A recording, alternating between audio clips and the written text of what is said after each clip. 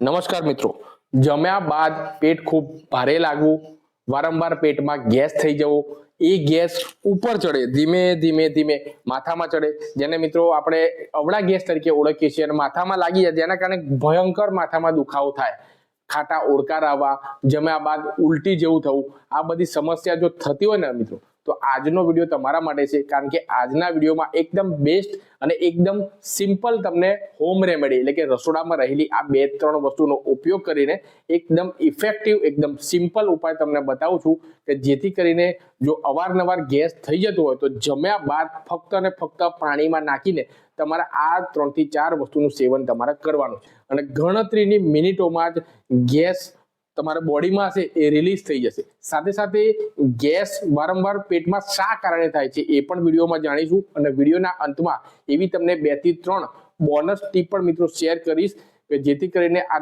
Gas, acidity, કબજિયાત દરેક વસ્તુ એટલે કે પેટ તમારું એકદમ સ્વસ્થ રહેશે. આ બધી જ માહિતી તમને આ વિડીયોમાં મળવાની છે, તો એના માટે વિડીયોને પ્લીઝ પૂરો જોજો. અને એ પહેલા આપણી આ હેલ્થ ચેનલ પરમાર ચિરાગ પર જો નવા હો તો ફટાફટથી સબસ્ક્રાઇબ કરવાનું ભૂલતા નહીં, અને આ વિડીયો જો તમે ફેસબુક પર જોઈ રહ્યા હો તો આપણા પેજને ફોલો ફટાફટથી કરી દેજો. તો સૌ પ્રથમ તો મિત્રો આપણે જોઈએ કે કઈ કઈ વસ્તુની જરૂર પડશે. પહેલા નંબર પર આવે છે એ છે વરિયાળી. તો તમારે 1 ચમચી તમારે વરિયાળી લેવાની છે. વરિયાળી છે એ ફાઈબરનો ખજાનો માનવામાં આવે છે. અત્યારની લાઈફસ્ટાઈલમાં આપણને જ્યારે પણ ભૂખ લાગે ત્યારે તીખું, તળેલું, પાઉં, પીઝા, બર્ગર, પડીકા એ બધી વસ્તુનું સેવન કરીએ છીએ, જેથી કરીને ડેલીનો ઇન્ટેક ફાઈબરનો જેટલો થવો જોઈએ ને એટલો થતો નથી, જેથી કરીને પેટ રિલેટેડ ઘણી બધી સમસ્યાઓ થાય છે, કબજિયાત છે, એસિડિટી ને બધી તકલીફ મિત્રો થતી હોય છે ફાઈબરનો ઇન્ટેક ન થવાને કારણે. તો આ વરિયાળીની અંદર ફાઈબર ભરપૂર માત્રામાં મિત્રો રહેલું છે. તો તમારે 1 ચમચી, તમારે એક તવી હોય, તાવડી હોય જેના પર આપણે રોટલી બનાવતા હોય, એ તાવડી એકદમ ધીમો ગેસ તમારે ચાલુ કરી દેવાનો. એ તાવડીની અંદર તમારે 1 ચમચી તમારે વરિયાળી એડ કરવાની છે, 1 ચમચી તમારે અજમો તમારે એડ કરવાનો છે. બંનેને એકદમ ધીમા ફ્લેમ ઉપર તમારે એપ્રોક્સિમેટલી અંદાજિત 1 મિનિટ સુધી તમારે ગરમ થવા દેવાનું. ગેસ તમારે ફાસ્ટ તમારે રાખવાનો નથી. જો ગેસ ફાસ્ટ રાખશો તો તમારું આ જે વરિયાળી અને અજમો છે એ બળી જશે મિત્રો. એટલે કે ગેસની ફ્લેમ એકદમ ધીમી રાખવાની અને ચમચીની મદદથી તમારે હલાવતા રહેવાનું. 40-50 સેકન્ડ જેવું, મેક્સિમમ 1 મિનિટ જેટલો સમય થઈ જાય એટલે બરોબર બંને વસ્તુ શેકાઈ જશે.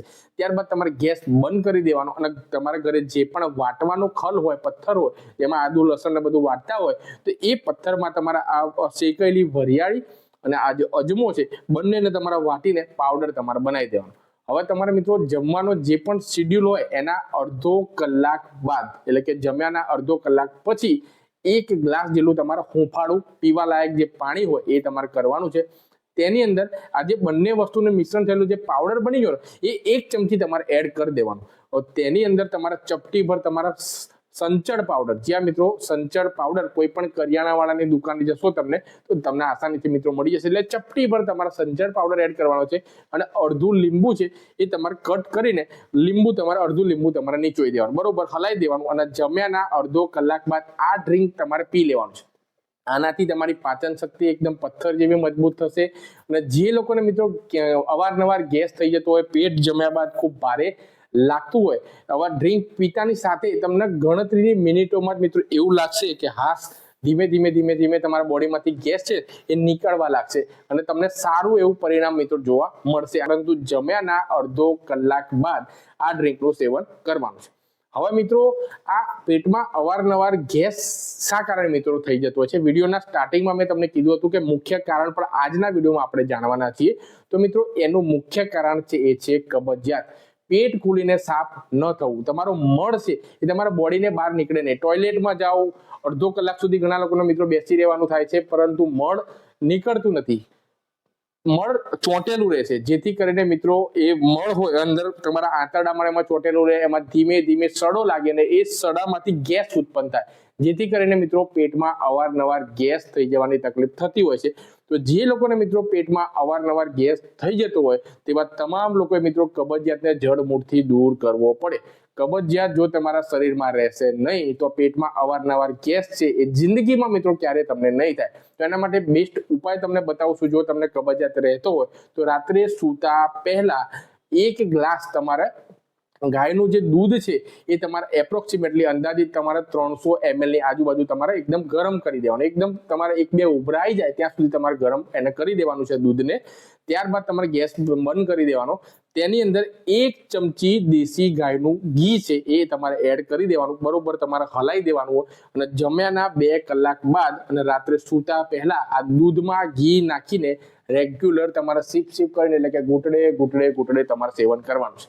હવે આ ઘી ને દૂધનું તમે સેવન રેગ્યુલર કરો છો, જેથી કરીને અંદરની તમારી જે સરફેસ છે, જે આંતરડાની આ જે કોલોન છે એમાં મળ ચોટેલો છે ધીમે નીચે જશે અને લુબ્રિકેટિંગનું કામ કરશે. જે અંદરની સરફેસ તમારી ડ્રાય થઈ ગઈ હશે ને એને લુબ્રિકેટિંગનું કામ કરશે, એકદમ લીસી બનાવશે, જેથી કરીને તમારો મળ જે ચોટેલો છે ને ધીમે તમારા આંતરડામાંથી આ રીતે બહાર નીકળી જશે. પરંતુ 1 દિવસમાં તમને રિઝલ્ટ જોવા નહીં મળે. આને તમારે કોન્સ્ટન્ટ અઠવાડિયા સુધી તમે કરશો ને તો તમારી આખી આ જે કોલોન છે, જે આંતરડામાં મળ જે વર્ષો જૂનો કચરો ચોંટી ગયો હોય ને એમાં તમને ઘણા અંશે રાહત જોવા મળશે અને તમારી આખી સિસ્ટમ છે ને એકદમ ક્રિસ્ટલ ક્લિયર કાચ જેવી મિત્રો ચોખ્ખી થઈ જશે. જો તમારું સિસ્ટમ આખી જે આંતરડા તમારા ચોખ્ખા હશે તો તમારા કબજિયાત મિત્રો રહેશે નહીં, અને કબજિયાત રહેશે નહીં તો તમારા આ પેટમાં ગેસ થઈ જવાની તકલીફ તો મિત્રો ક્યારેય નહીં થાય. એટલે કે આ બાબતનું તમારે ધ્યાન રાખવાનું છે. વિડીયોના અંતમાં મિત્રો 2 થી 3 તમને બોનસ ટીપ પણ શેર કરું છું, એ પણ તમારે ફોલો કરવાની છે. ઘણા લોકો પૂરતા પ્રમાણમાં પાણી પીતા નથી, જેની કારણે અંદરનો આ જે સરફેસ હોય આ જે ડ્રાયનેસ આવી જાય, જેના કારણે મિત્રો તમારો મળ છે એ અંદર ચોટેલો રહે, સડો થાય, બધું થાય. એટલે પૂરતા પ્રમાણમાં તમારે પાણી પીવાનું છે. ઉનાળો હોય, શિયાળો હોય કે ચોમાસું હોય, પરંતુ તમારે પૂરતા પ્રમાણમાં પાણી પીવાનું છે. ત્યારબાદ મિત્રો વાત કરું તો જે પણ સિઝનમાં અત્યારે શિયાળો ચાલી રહ્યો છે તો આપણને લીલા શાકભાજી છે જે આપણને ઢગલે ને ઢગલે મિત્રો જોવા મળે છે. ગાજર, બીટ, જેની અંદર ફાઈબર ભરપૂર માત્રામાં મળી રહે છે. લીલી મેથી છે, પાલકની ભાજી છે, બધી વસ્તુઓનું તમારે રેગ્યુલર તમારે સેવન કરવાનું. જે સિઝનમાં જે તમને ફળ મળે, જે ફ્રૂટ મળે, જે શાકભાજી મળે એને ભરપૂર તમારે મિત્રો ફાયદો તમારે ઉઠાઈ લેવો જોઈએ. તો તમારે બસ જે સિઝનમાં તમારા ઘરની આસપાસ એવું પર્ટિક્યુલર કોઈ પણ વસ્તુ નથી કે ભાઈ મારે આ જ ખાવું.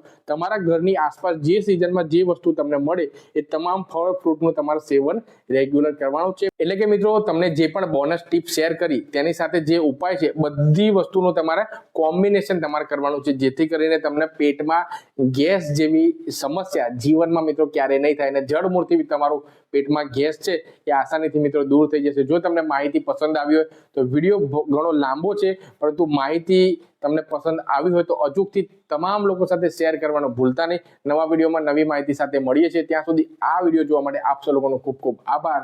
સ્વસ્થ રહો, મસ્ત રહો, તંદુરસ્ત રહો એવી જ મારી ભગવાનની પ્રાર્થના. થેન્ક યુ મિત્રો. જય હિન્દ. Have a nice